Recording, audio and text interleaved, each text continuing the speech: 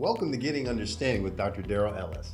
I'm your host, Dr. Darrell Ellis, and we're going to be continuing our conversation today, but with a little bit of a different approach regarding COVID-19, and particularly COVID-19 vaccinations, as well as things that need to be done and things that shouldn't be done with respect to the treatment approach, as well as ongoing prevention of COVID-19 once you have chosen either to be vaccinated or not to be vaccinated. To help me in this process, I've invited a very special guest to be with us today. Her name is Mrs. Danita Lloyd.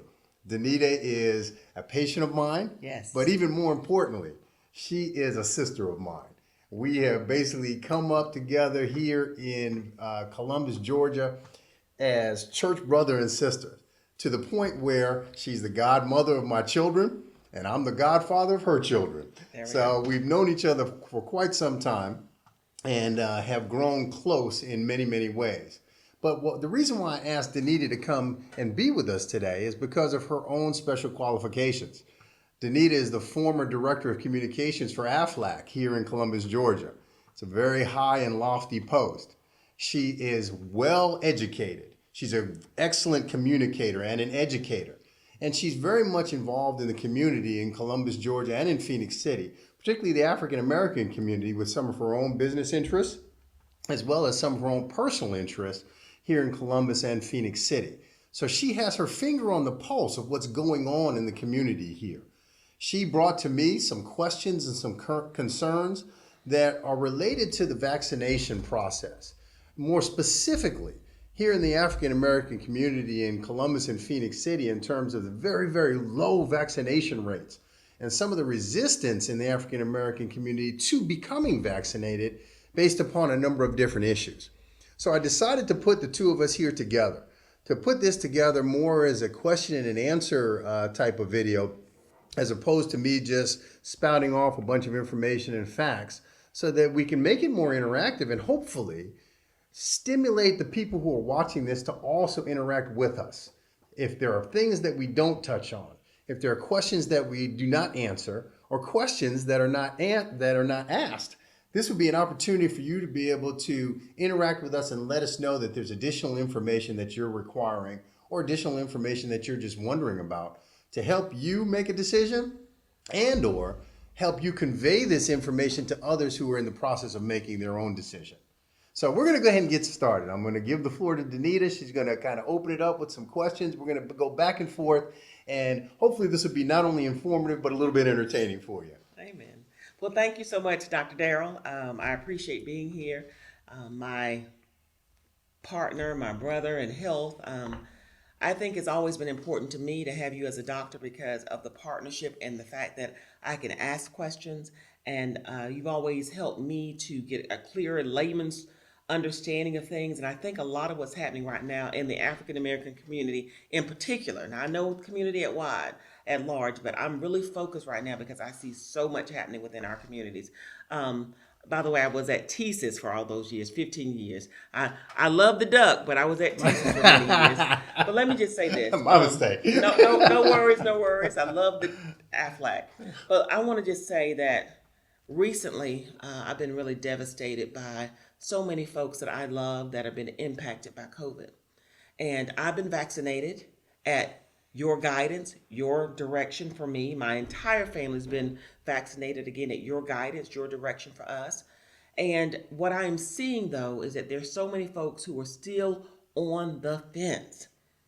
One thing that I've been hearing a lot about is that the folks that's filling up the hospital beds right now are largely unvaccinated. So help me convey, because I've been out here really pushing and asking and talking to people about the importance of vaccination. Does it mean 100% you won't get it? No. But what does vaccination do for you? And can we talk about the vaccination rates that are in our community? Yeah, absolutely. We'll start with the data, if you will. I did a little bit of research this morning looking specifically at the vaccination rates both in Russell County here, which is Phoenix City and the county surrounding Phoenix City, and Muskogee County, which is the county in which Columbus, Georgia sits. And I want to compare those with what the nationwide vaccination rates are. Nationwide, what we see is about 65% of eligible people, that's children from the age of 12 on up through adults, 65% have been fully vaccinated. However, we'll start with Columbus, Georgia, and Muskogee County. In Muskogee County, that rate is closer to about 40%, just above 40%. Now, in Russell County, it's even worse. It's only about 30%, and this is data from the Alabama Department of Public Health from yesterday. 30.43% of the eligible population in Russell County, Alabama, have been fully vaccinated. Now, to put that in further perspective, and I think I may have mentioned this in a previous video, that in order for us to be able to be in a position as a country, as a community, and as a people, in order for us to be in a position where we are no longer being run by this virus, for lack of a better way of putting it, we need to get our vaccination rates up to about 70 to 80%. Nationwide, we're getting close. The state of Alabama trails the entire nation in terms of its vaccination rates. And the county of Russell County, in which I practice, is the lowest vaccinated county in the entire state of Alabama. So we're looking at a situation where we are a setup for some serious problems in terms of the degree of suffering and the degree of death that's going to affect us right here in this local community, based upon a resistance, a hesitance to go forward with that which we now know, not just here in this state or in Georgia or in the United States, but what we now know worldwide as the most effective way of preventing the spread and preventing the morbidity or sickness and mortality, death from this viral infection, and that's through vaccination. We've resisted it. And there are a bunch of different reasons why I think that that resistance is still prevalent. I think that there is certainly a gap in trust between the people of this country and, number one, the government, which is promoting the vaccination process and is providing the vaccines so that they're free and available to everybody in this country, and the people and the healthcare community that is also trying to promote this vaccination effort. There are a lot of conversations about, well, you know, this is all about politics, and this is all about the fact that the drug companies that produce the vaccines are in cahoots with the government, and they're going to make billions and billions of dollars off of this vaccine, and even more when they recommend and promote a booster to the first two vaccines. And as much as that may be true, it doesn't change the fact that this is still, again, not just in this country, but worldwide, now known to be the most effective way to slow and stop ultimately the spread of this very dangerous viral infection. The people who I know, and I'll use myself as an example just because it's best to use yourself as an example and not speak for other people. The reason why I'm in medicine has nothing to do with politics. It has nothing to do with really making a whole lot of money, because I was encouraged throughout my education that if I really wanted to get rich and make a lot of money, then I should not go into medicine. There are other things I should do. I should go into business. I should go into finance. I should go into real estate. There are a bunch of different ways to make a lot of money. It was really about being able to impact my community to become healthier, to have greater access to the healthcare that is available in this country from the front lines. My motivation to go into medicine was based on a series of very unfortunate things, where I encountered the healthcare system as a young man on the opposite side of the healthcare system and saw how we were brushed off, saw how we were treated in a certain way because we looked a certain way, saw how we didn't get the type of treatment that was not only necessary, but was potentially life-saving because we had encountered the healthcare system through the emergency department times before for the same thing. And in that case, you know, it was fighting and some other stuff, and saw unnecessary death as a result of just not being acknowledged, you know. And that's something that inspired me, along with a desire to, you know, be able to work with people and a ability to really integrate science and information really well, which is a blessing of the Lord. And I put the two together, and becoming a doctor is what it all turned into. I'm not in this because I want to hurt anybody. Right. I'm not in this because I want to influence people to do things according to a plan that has anything to do with anything other than trying to help people be as healthy and as happy and as productive as they possibly can be. Well, Dr. Darrell, I've heard people say, well, my faith is strong. It's almost as if they're saying, my faith is so strong that I don't need the medicine. And it's as if the two cannot coexist together. I know you as a man of God. I come in, we have our appointments, you pray with me, and you'll write me a prescription if I need that prescription. Yes, amen. And so they're not mutually exclusive. Can we speak to that for a moment? Because I've heard a lot that, again, my faith is so strong, I know that I won't get COVID, or if I get COVID, my faith is so strong and my body's strong enough, it can fight it off. Yeah. This vaccination is not just about you and your ability to fight it off, but those around you that you love and what you may be bringing to them. So can you speak to the faith piece and then also about why we should be getting vaccinated in the first place? Absolutely. You know, in addition to being a physician, I'm also an ordained minister. Absolutely. And so I can speak to both the faith and to the natural as it pertains to not just this, but a bunch of different aspects of medicine. And specifically, the Bible is very clear about the fact that faith without works is dead. It's dead. That having faith for a thing, yet not being willing to take on the responsibility in the natural realm to do what you know to do, to allow that which you are believing for to manifest in your life, is contrary to God's will and contrary to God's word. I had a conversation with a man of God not too long ago who talked to me about how, you know, he knows that when the Lord calls him home, there's nothing anybody or anything can do to stop him from going to be with the Lord. And as true as that is a part of God's plan for us, God also has been very clear about the fact that he has two wills for each and every individual life. It's his perfect will for us, that which he would have us manifest, that which he would have us do, those who he would have us touch, and how long he would have us here on earth to accomplish those things that he's prepared us for. Now, outside of his perfect will for our lives is his permissive will for our lives. Right. That permissive will comes into play because he also gave us the power of choice.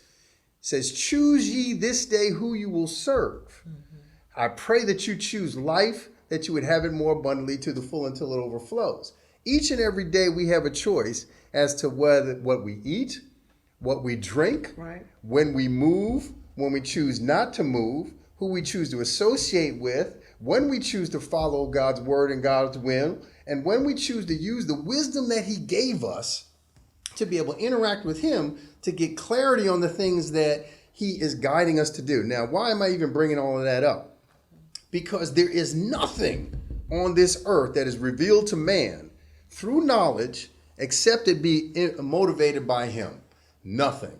The ability to be able to come up with a vaccination process, to be able to prevent the spread of this viral infection that is killing hundreds of thousands and millions of people worldwide, many of whom are believers, many of them who call themselves children of God, and in many cases are children of God, servants of God, are dying needlessly before their time because they have chosen not to use that which he has made available to us. That's right. To allow his perfect will to manifest in our life as it pertains to this. He sent his son to have life, that we should have life. More abundantly. And have it more abundantly to the full until it overflows. He did not send his son that we should have sickness. He did not send his son that we should have death prematurely. He does not send his son so that we can make decisions that put the lives of others at risk. You know, I mean, one of the things that I think that, I mentioned it in a previous video, Danita, and I'm going to bring it up again now, is that I consider vaccination, mask wearing, and mitigation not only a personal responsibility, but I consider it to be a public health responsibility. Absolutely. Because it affects more than just you as an individual. You know, there are a lot of people running around talking about their individual rights and how you can't force them to do this and can't force them to do that. Truth is, ultimately, you can be forced to do a lot of things that you may not want to do if it's for the public good. The public good. Go into a movie theater and yell fire and see where that lands you. Right. Get you a new sports car and decide you're going to drive 130 miles an hour on the freeway and see where that lands you. It's your right, but there are responsibilities when you take that personal right and extend it to a point where it puts other people at risk. So I think people need to take another look at that whole approach in terms of why they have chosen not to become vaccinated for their own personal reasons. Well, Doc, I don't know what's in it. I don't know what's in that vaccine, so how dare you tell me to take this vaccine? I don't know what's in it. Well, there's a lot of things we don't know what's Okay. in. We don't know what's in them Coca-Colas. We don't. We don't know what's in the preservatives in the food that we eat. Mm-hmm. We don't know what's in the particulates that are floating around in the air that we breathe day after day after day. We don't know what's in a lot of the medications that we're already taking, whether they be over the counter or whether they be by prescription. We don't know, in many cases, what's in a lot of the natural products that we're taking to try and help to make ourselves healthier and or prevent ourselves from getting sick. How many of you know what's in ginkgo biloba? Okay. Or what the actual pharmacologic effects of ginkgo biloba are? How many of you know what's in saw palmetto? How many of you know what's in some of the vitamins and how those vitamins, if taken incorrectly or in the incorrect amounts, what kind of side effects and damage that can cause to your body? Most of us don't. We don't know what's in Robitussin, and we have that faithfully in our cabinets to take Robitussin. The first little thing, cough, cough, Robitussin. And it's less what you know is in there, and it's more whether you trust the people who are recommending it to you. And I think that's what it's come down to in a lot of cases. It's just a matter of distrust, a disconnect. There are two different thoughts now in terms of this is what's best for me and you can't tell me otherwise. Right. Even though you may or may not have the knowledge or the wisdom to know that this is or is not better for you. Mm-hmm. Which is why, again, I encourage through this medium that people ask questions. Right. Talk to me about what it is that's got you so convinced that this is something that's not in your best interest, number one, or number two, even potentially harmful to you. I've heard people say that, what about the long-term side effects of the vaccination? There are none. Well, how do you know that? It's been out for such a short period of time. Right. Well, we've been vaccinating the public for 70 years now. Right. And there are no long-term effects to vaccines. Why? Because vaccines are designed to get in your body, cause a biologic response that allows you to be able to fight off a specific infection, and then it's out of your body because it gets denatured within about 48 hours. The mRNA vaccines are exactly the same way. The actual mRNA particle that they put into your body, it's a protein. It's a synthetic protein. And your body is designed to break down proteins within about 48 hours. It's in and it's out. But in that 48-hour period, it signals your cells to produce another protein, which is then what's signaling your immune response to develop antibodies against this specific virus. It's the antibodies that remain in your system. Right. Something that's already in your system. It's not a foreign material. The foreign material's long been gone. So what if they say, well, I've already had COVID, so I don't have to get it because now I am immune. What about that? Well, what are you immune to is the question. Do you know what variant that you had? Probably not. And there's more than one variant that's circulating. Right. Your immunity will be more specific to the specific variant that you contracted at the time of your illness, which is why the recommendation is that even if you have contracted COVID-19, that you go ahead and get vaccinated. Now, what makes the vaccine any better in terms of protection than your natural immunity? Well, it's broader. It's a broader immunity because it does not produce an antibody response just to a specific viral protein. It produces an antibody response to the viral protein that is ubiquitous for coronaviruses. Every coronavirus, whether it's Delta, Mu, Lambda, or the original one, have the same spike protein on the surface of the virus that allows it to gain access into your cells and produce infection. The reason why the vaccine is so effective at preventing illness is because even though you may contract the virus, it can't get into your cells and get you sick. Gotcha. Now, it's not a perfect vaccine. It's 95 to 98% effective. So 2 to 5% of people who've been vaccinated are still at risk to get sick. And I'm glad you said that because people seem to think, Well, if I get the vaccine, it means I can't get COVID at all. No. So speak to that a little bit more Yeah, because that's people are under that yeah, misimpression. that's exactly what it is. It's a misinterpretation of what the vaccine is supposed to do and how effectively it's supposed to do that. It's not perfect, Right. which is why the recommendation is even in the vaccinated population at this point, there was some pushback about that early on in the vaccination process. But now it's very well known that even in the vaccinated population, social distancing and mask wearing is an important part of the overall preventive efforts because you can still contract the virus even though you've been vaccinated. And if you're not wearing the proper masking, if you're not practicing social distancing, you can give it to other people. Right. Okay? And there's that small percentage of vaccinated people who can still get sick from it, sick enough to require hospitalization and then sometimes even death. So the vaccine gives you a fighting chance. It at least gives you something to work with as opposed to just your body in its own natural state trying to fight it off on its own. Correct. The vaccine gives you a fighting chance. It's another level of protection. You know, there are a lot of military analogies with respect to this pandemic because in many ways we're fighting a war right now, and the war that we're fighting is against an invisible enemy.